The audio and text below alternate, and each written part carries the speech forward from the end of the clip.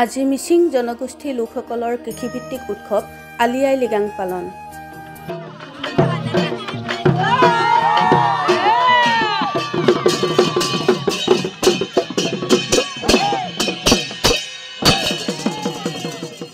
গুমৰাগ নৃত্য ঐনিতম বাহিৰ সুললিত সুৰে মুখৰিত আকাশ বতাহ।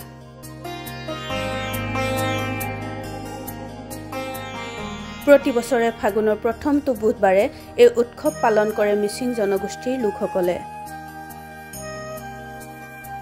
ৰাজ্যৰ অন্যান্য প্ৰান্তৰ লগতে গোলাঘাটতো উলহ মালহেৰে উদযাপন কৰা হৈছে মিচিং জনগোষ্ঠীয় লোকসকলৰ উৎসৱ আলি আই লৃগাং।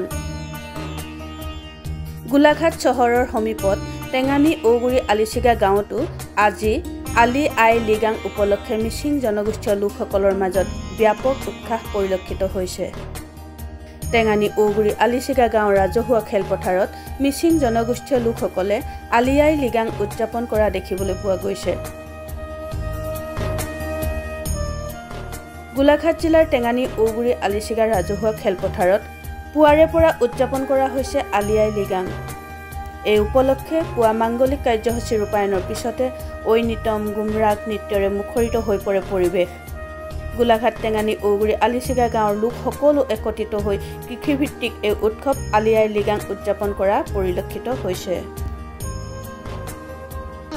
কৃষিভিত্তিক উৎসৱ অৰ্থাৎ আমাৰ হেঁপাহৰ উৎসৱ আজি আলি আই লৃগাং আমি পালন কৰা হৈছে উলহ মালহেৰে আমাৰ ঔগুৰি আলিচিগা ৰাজহুৱা খেলপথাৰত। অতি আনন্দৰ বিষয়, ভাল লাগিছে। বহুত মানুহ ইয়াত গোট খাইছে আৰু সমূহ অসমবাসীক আমি আলি আই লৃগাঙৰ শুভেচ্ছা জনাইছোঁ।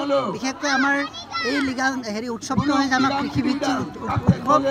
আমি কৃষি সম্পৰ্কে লগত জড়িত, গতিকে আমি আজিৰ পৰা আমি কৃষি যাতে কাৰ্যসূচী আৰম্ভ কৰা হ'ল, বিশেষকৈ গুটি সিঁচাৰ পৰ্ব আৰম্ভ কৰা হ'ল।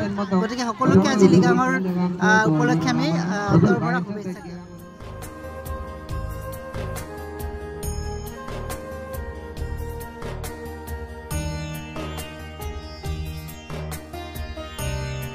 গোলাঘাটৰ পৰা পল্লৱিকা বৰুৱা ৰিপৰ্ট।